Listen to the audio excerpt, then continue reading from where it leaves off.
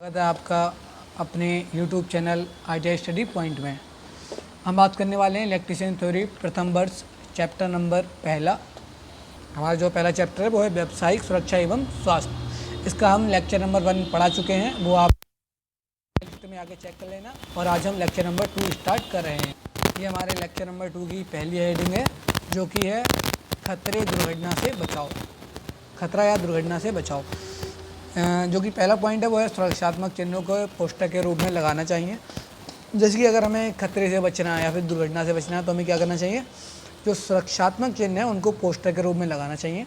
विद्युत यंत्रों एवं मशीनों पर खतरे का चिन्ह अवश्य लगाना चाहिए, जिससे कि व्यक्ति को पता लग जाए कि हाँ, यहाँ पर खतरा है और कोई इसे जल्दी टच ना करे बिना किसी कार्य के।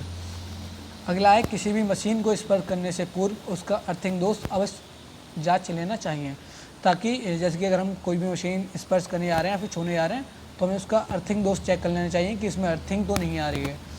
अगर उसमें अर्थिंग आती हो और हमने छू लिया तो फिर दुर्घटना हो जाएगी। अगला पॉइंट है, आग बुझाने वाली रेत से भरी बाल्टियों को आग बुझाने के संयंत्रों से उचित दूरी पर रखनी चाहिए। अब बात ये आती है कि आग बुझाने वाले संयंत्र क्या होते हैं। जैसे कि अग्निशामक यंत्र होते हैं, हेलोन प्रकार के होते हैं, और चलो हम आपको वो आगे है आपको आगे बताएंगे। फिलहाल आप इस पॉइंट को समझिए कि जो आग बुझाने वाली रेत की भरी बाल्टियाँ हैं उनको आग बुझाने के संयंत्रों से अलग रखना चाहिए। हमारा जो अगला पॉइंट है वो है, प्रत्येक औजार को उससे संबंधित टूल किट में ही रखना चाहिए। कि हमारे जो भी औजार हैं उनको उससे जो भी उनकी टूल किट है उसमें ही रखना चाहिए, इधर उधर बिखेर के ना रखें। अथवा हमें किसी भी औजार को उठाना है, किसी में भी हाथ लग जाएगा, चोट लग जाएगी, मतलब दुर्घटना हो जाएगी। अगला है, प्रत्येक कार्यशाला में प्राथमिक उपचार क्षेत्र अवश्य लगाना चाहिए। प्राथमिक उपचार मीन्स फर्स्ट एड बॉक्स वाला जो क्षेत्र होता है ना, वो फर्स्ट एड वाला हर जगह लगाना चाहिए। अब हम बात करते हैं अपने अगले टॉपिक की। हमारा जो अगला टॉपिक है वो है सुरक्षा, यानी कि सेफ्टी। सुरक्षा शब्द का शाब्दिक अर्थ सुरक्षित रहना है। किसी भी अनचाही आकस्मिक दुर्घटना जो कि किसी भी व्यक्ति या उसके आसपास के वातावरण को प्रभावित करती है, उससे बचाव भी सुरक्षा कहलाती है। यानी कि कुछ ऐसी दुर्घटना जो कि किसी व्यक्ति को या फिर उसके आसपास के वातावरण को प्रभावित करती हैं, उससे बचाव ही क्या कहलाता है, सुरक्षा कहलाता है। अब आपको इसमें जो इम्पोर्टेंट हेडिंग है आपको वही पढ़ाएंगे। जैसे कि अगर हम आपको ज़्यादा रामायण भी पढ़ा देंगे तो उससे कोई फ़ायदा नहीं है। जो इम्पोर्टेंट हेडिंग है हम आपको वही पढ़ाएंगे। जो हमारी अगली हेडिंग है वो है साधारण सुरक्षा नियम, यानी कि जनरल सेफ्टी रूल्स। देखो, जब भी हम संपूर्ण सुरक्षा की बात करते हैं तो उसमें अपनी सुरक्षा के साथ साथ मशीनों की सुरक्षा तथा कार्यखंड की सुरक्षा भी निहित रहती है। मतलब कार्यशाला में प्रशिक्षण लेने वाले हर प्रशिक्षार्थी का एवं प्रशिक्षण कार्य पूर्ण कर चुके हर कार्मिक का यह कर्तव्य है कि वह निम्न 3 बातों का जानकारी अवश्य रखें। जैसे कि अगर हम संपूर्ण सुरक्षा की बात करें, एकदम पूरी सुरक्षा की, तो उसमें क्या क्या आता है, हम अपनी स्वयं की भी सुरक्षा करें और जो हमारी मशीनें हैं उनको भी सुरक्षित रखें और जो हमारे कार्यखंड है उसकी भी सुरक्षा करें। तो हमारा इसमें जो ये 3 पॉइंट है वो कौन कौन से, पहला है स्वयं की सुरक्षा, दूसरा मशीनों की सुरक्षा, तीसरा है कार्यखंड की सुरक्षा। हम बात करें पहले पॉइंट की, यानी कि स्वयं की सुरक्षा, पर्सनल सेफ्टी। तो वो जब भी कोई कारीगर संपूर्ण जानकारी के बिना किसी मशीन या औजार का प्रयोग करता है तो वह दुर्घटना का शिकार हो जाता है। इसलिए कार्यशाला में कारीगर द्वारा अपनी सुरक्षा के लिए निम्न नियमों का पालन करना चाहिए। जैसे कि कार्यशाला में सदैव बूट पहनकर चलना चाहिए, क्योंकि मशीनों से निकलने वाली लोहे की छीलन पैर में लगने से घाव होने का भय रहता है। इसलिए हमेशा क्या पहनना चाहिए, हमें हमेशा बूट पहन कर रहना चाहिए। और इसके लिए स्टील कैप बूट का प्रयोग किया जा सकता है। जो स्टील कैप बूट होते हैं ये प्रयोगशालाओं में ज़्यादातर यही प्रयोग में लाए जाते हैं, कार्यशालाओं में। इसलिए आपको स्वयं की सुरक्षा के लिए बूट पहनना अति आवश्यक। अगला है, कार्यशाला में कभी भी ढीले कपड़े या टाई मफलर इत्यादि पहनकर कार्य न करें, क्योंकि इनसे चलित मशीनों पर दुर्घटना होने का सदैव भय रहता है। जैसे कि आप टाई पहने हैं, मफलर पहने हैं और कोई भी मशीन चल रही है, हो सकता है हवा चले, आपका टाई या फिर मफलर मशीन में फंस जाए तो उससे दुर्घटना होने के चांसेस अधिक रहते हैं। इसलिए आपको कार्यशाला में टाई या मफलर नहीं पहनना है। किसी भी मशीन को पूर्ण जानकारी न होने पर मशीन को ना चलाएं, क्योंकि यह आपके लिए दुर्घटना का कारण बन सकता है। अगर आपके पास पूर्ण जानकारी नहीं है कि उस मशीन को कैसे चलाया जाएगा, कैसे ऑन किया जाएगा, कैसे ऑफ़ किया जाएगा, तो आपके लिए वो मशीन नहीं चलानी है, क्योंकि यह आपके दुर्घटना का कारण बन सकता है। अगला है, चलती हुई मशीनों का स्नेहन करते समय तेल कोपे का प्रयोग करना चाहिए और प्रयास करना चाहिए कि चलित मशीन में तेल या ग्रीस ना दें। कि मतलब जो भी चलित मशीनें हैं, जो मशीनें अभी कार्य कर रही हैं, उसे हमें चलते हुए उस पर स्नेहक नहीं लगाना चाहिए, मतलब तेल या ग्रीस वगैरह नहीं लगाना चाहिए। क्योंकि इससे क्या होता है, जैसे कि हम हाथ से या पीठ से ग्रीस वगैरह लगा रहे हैं, हो सकता है हमारा हाथ उसमें फंस जाए और दुर्घटना हो जाए। इसीलिए हमें ऐसी लापरवाही बिल्कुल नहीं करनी चाहिए। हमारा अगला पॉइंट है वो है अधिक भारी सामान को ध्यानपूर्वक उठाना चाहिए। लापरवाही के कारण मोच आने या अन्य दुर्घटना होने की संभावना रहती है। अगर आप अधिक भारी सामान को उठा रहे हो तो आपको एकदम सावधानीपूर्वक उठाना है। हो सकता हो आपने अगर आप सही से नहीं उठाओ, आपके मुँह आ जाए या फिर चोट वगैरह लग जाए, मतलब ये दुर्घटना का कारण बन सकती है। आगे हैंडल वाले औजारों जैसे फाइल हो गया, फाइल का मतलब रेती, स्क्रैपर इत्यादि का प्रयोग बिना हैंडल के नहीं करना चाहिए, क्योंकि इससे हाथ में घाव होने का भय रहता है। जैसे कि हैंडल वगैरह जैसे कि रेती वगैरह हो गई, आपने बिना हैंडल के उसे उठा लिया तो पीछे का जो हील होता है ना, हो सकता है वो आपके हाथों में लग जाए, आपकी चोट लग जाए। इसीलिए आपको ये जो हैंडल वाले औजार हैं, आपको बिना हैंडल के इसका इस्तेमाल नहीं करना है। आगे चार्जिंग के समय उपकरणों में प्रयुक्त बैटरी में झांकना नहीं चाहिए, क्योंकि चार्जिंग के समय बैटरी से हानिकारक तेजाब की गैसें निकलती हैं। जब भी कोई बैटरी चार्ज हो रही है तो आपको उसमें झांकना नहीं है, क्योंकि उससे तेजाब की गैसें निकलती हैं जो कि आपके लिए हानिकारक होंगी। हमारा पॉइंट नंबर 2 है वो है मशीनों की सुरक्षा, सेफ्टी ऑफ मशीन्स। अपनी सुरक्षा करते हुए जहाँ तक कि संभव हो हमें मशीनों की सुरक्षा पर भी ध्यान देना आवश्यक है। और बाकी अन्य औजारों तथा बहुत सी सूक्ष्ममापी यंत्रों की सुरक्षा का भी ध्यान रखना चाहिए। मशीनों व औजारों आदि की सुरक्षा के लिए हमें निम्न बातों का ध्यान रखना है। जैसे कि अपनी सुरक्षा रखना, ये तो मेन है, अपनी सुरक्षा करना, लेकिन जहाँ तक संभव हो सके हमें मशीनों की भी सुरक्षा करनी चाहिए। देखिए यहाँ पर कुछ पॉइंट दिए हुए हैं कि हमें मशीनों की सुरक्षा कैसे करनी चाहिए। तो सभी सूक्ष्ममापी यंत्रों को समय समय पर तेल लगाकर रखना चाहिए, क्योंकि विशेष रूप से बारिश के मौसम में इन्हें देखभाल की आवश्यकता होती है, क्योंकि एक बार यंत्र को जंग लगने पर उसकी सूक्ष्मता समाप्त हो जाती है। देखो बारिश के टाइम ऐसा होता है ना कि जो लोहा होता है वो ऑक्सीकरण कर लेता है। ऑक्सीकरण का मतलब ये है कि उसमें जंग लग जाती है। अगर हम उस पर समय समय पर स्नेहक लगाते रहेंगे, मतलब तेल हो गया या फिर ग्रीस वगैरह हो गया, अगर हम उस पर लगाते रहेंगे तो ऑक्सीकरण नहीं होगा या फिर उस पर जंग वगैरह नहीं आएगी। और बाकी सभी सूक्ष्ममापी यंत्रों का प्रयोग करने के बाद उन्हें किसी सुरक्षित स्थान पर कटिंग टूल से अलग रखना चाहिए। इसमें जो पॉइंट लिखा है ना, कटिंग टूल से अलग, ऐसा क्यों लिखा है? क्योंकि जैसे कि कोई भी छोटे छोटे सामान है उसके लिए हमने कटिंग टूल के पास रख दिया। कटिंग टूल जैसे कि हैक्सा हो गया या फिर हमारा ब्लेड वगैरह हो गया, हमने उसके पास रख दिया। अब हम उठा रहे हैं कोई और सामान, हमारा हाथ लग गया ब्लेड पर, हमारा हाथ कट जाएगा। इसलिए जो भी हमारे सूक्ष्ममापी यंत्र है उनको उसकी संबंधित टूल किट में ही रखना चाहिए। अगला है चलित मशीन के गियर ना बदलें, क्योंकि इससे गियर टूटने की संभावना बनी रहती है। कि जो भी मशीन चल रही है उसे हमें चलते हुए गियर नहीं बदलना है, उसे थोड़ा स्पीड कम करके फिर उसका गियर बदलना है। अगला है रेती का प्रयोग करने के बाद उसे बार बार जॉब पर ना मारें, क्योंकि इससे रेती के जो दांत होते हैं वो ख़राब होने की संभावना बनी रहती है।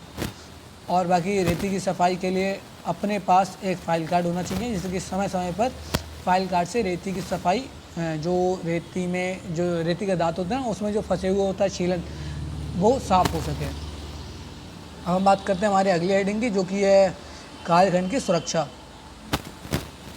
के लिए आपके थोड़ा स्पष्ट देखें, ठीक है, जो कि है कार्यखंड की सुरक्षा। इसकी मशीनों की सुरक्षा के साथ साथ यह भी महत्वपूर्ण है कि कारीगर द्वारा कुछ मौलिक बातों का भी ध्यान रखा जाए, जो कार्यशाला में हो रहे कार्य तथा कार्यखंड के लिए लाभदायक हो। ऐसी ही कुछ मूल बातों का नीचे विवरण दिया हुआ है, जो कि मैं अभी आपको पढ़ाऊँगा। जैसे कि जहाँ तक संभव हो हमें अपनी तो सुरक्षा करनी है, मशीनों की भी अगर संभव हो तो कर सकते हैं, और बाकी कार्यखंड की भी आपके लिए सुरक्षा करनी है, तभी ये संपूर्ण सुरक्षा के अंतर्गत आएगा। तो किसी भी कार्यखंड को मशीन पर बांधने से पहले जॉब की आकृति के अनुसार उसकी सही क्लैंपिंग का प्रबंध कर लेना चाहिए, क्योंकि जब तक जॉब सही नहीं बांधा जाएगा वह ठीक नहीं बन सकता। हाँ, बढ़ते हैं अपने अगले हेडिंग पर, जो कि अगला हेडिंग है हमारा सुरक्षा चिन्ह, यानी कि सेफ्टी साइन।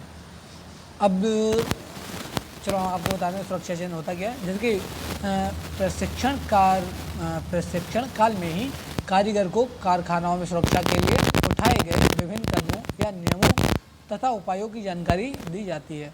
से सुरक्षा की दृष्टि से विभिन्न मशीनों तथा कार्यशाला आदि की दीवारों पर विभिन्न निर्देश चिन्हों के रूप में लगाए जाते हैं। जैसे कि सुरक्षा चिन्ह 4 प्रकार के होते हैं। पहला निषेधात्मक चिन्ह, दूसरा अनिवार्य चिन्ह, तीसरा चेतावनी चिन्ह और चौथा है सूचनात्मक चिन्ह। ये सब आते हैं हमारे सुरक्षा चिन्ह के अंदर। जो पहला है निषेधात्मक चिन्ह, इसके अंदर क्या होता है, इसके अंदर ऐसा होता है, इसके अंदर किसी भी कार्य करने को मना की जाती है। जैसे कि नो स्मोकिंग, जैसे कि यहाँ पर धूम्रपान करना मना, ये किसमें आएगा, निषेधात्मक चिन्ह में। दूसरा अनिवार्य चिन्ह, जैसे कि हेलमेट पहनना आवश्यक है, यह अनिवार्य चिन्ह में।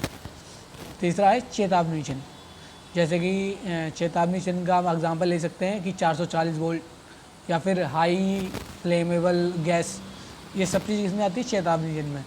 जो क्रॉस वाला साइन लगा होता है ना, वो चेतावनी चिन्ह का होता है। अगला सूचनात्मक चिन्ह, सूचनात्मक चिन्ह में आता है फर्स्ट एड अवेलेबल, जैसे कि यहाँ प्लस वाला साइन बना होता है ना, उसका मतलब होता है फर्स्ट एड, आप हॉस्पिटल फिलहाल कह सकते हो। बाकी हम बढ़ते हैं अगले उस पर, हम आपको एक एक पॉइंट बढ़िया से समझाएंगे। देखिए ये हमारा पहला पॉइंट जो कि निषेधात्मक चिन्ह। देखो इन चिन्हों के द्वारा विशेष प्रकार के कार्य करने के लिए मना किया जाता है। जैसे कि और आपको इनके आकार का भी ध्यान रखना है कि कैसे आकार के होते हैं, इनके पृष्ठभूमि कैसी होती है, इनका बॉर्डर कैसा होता है, क्योंकि इनसे संबंधित प्रश्न आते हैं एग्जाम में। तो वृत्त के आकार के ये चिन्ह, लाल रंग के बॉर्डर, इनका जो आकार होता है वो कैसा होता है, वृत्त होता है। वृत्त के आकार के ये चिन्ह, लाल रंग के बॉर्डर तथा क्रॉस बार और सफ़ेद बैकग्राउंड पर काली आकृति द्वारा बनाए जाते हैं। इनकी आकृति कैसी होती है, काली, आकार वृत्त, और जो पृष्ठभूमि है, बैकग्राउंड है, वो कैसा है, सफ़ेद। देखो जैसे भागने के लिए मना करना या धूम्रपान ना करना, जैसे यहाँ पे लगा ना do not run, no smoking, ये सब आता है निषेधात्मक चिन्ह में। अगला जो है वो है अनिवार्य चिन्ह, यानी कि मैंडेटरी साइन। देखो इन चिन्हों के द्वारा कारीगर को सुरक्षात्मक निर्देश दिए जाते हैं और कारीगर सहजता से इन संकेतों को समझ लेता है। तो ये संकेत कैसे होते हैं, इन संकेत की जो पृष्ठभूमि होती है वो नीली होती है। ये संकेत नीली पृष्ठभूमि पर सफ़ेद संकेत द्वारा वृत्त के आकार में बने होते हैं। इनका आकार होता है, जिनका आकार होता है वो वृत्त होता है, और बाकी इनकी जो पृष्ठभूमि होती है वो नीली होती है, और बने कैसे होते हैं, सफ़ेद संकेत से बने होते हैं। जैसे कि जो अनिवार्य चिन्ह होते हैं ये चीज़ दर्शाते हैं कि ये करना आवश्यक है। जैसे कुछ अनिवार्य अथवा आदेशात्मक चिन्ह दिए हुए हैं, जैसे कि हेलमेट, चश्मा, जूते, दस्ताने, और ये क्या, श्वास यंत्र पहनना, ये सब क्या है, ये सब अनिवार्य हैं। अगले हम बढ़ते हैं जो कि हमारा है चेतावनी। ये हमारा अगला है चेतावनी चिन्ह। तो इन चिन्हों के माध्यम से चेतावनी दी जाती है। ये चिन्ह त्रिभुजाकार होते हैं, इनकी जो आकृति होती है वो कैसी होती है, त्रिभुजाकार, एवं इनकी पीली पृष्ठभूमि होती है, इनकी पृष्ठभूमि पीली होती है, और पीली पृष्ठभूमि पर काले रंग की आकृति द्वारा प्रदर्शित किए जाते हैं। आकार कैसा हो गया, त्रिभुजाकार हो गया, और पृष्ठभूमि कैसी हो गई, पीली हो गई, और बाकी जो इनकी आकृति होती है वो कैसे रंग की होती है, काले रंग की होती है। जैसे कि इसमें कुछ चेतावनी चिन्ह दिए हुए हैं, जैसे कि रिस्क ऑफ फायर, यानी कि यहाँ पर आग का डर है, आग का भय है, और यहाँ पर है रिस्क ऑफ इलेक्ट्रिक शॉक, यानी कि बिजली झटके का भय।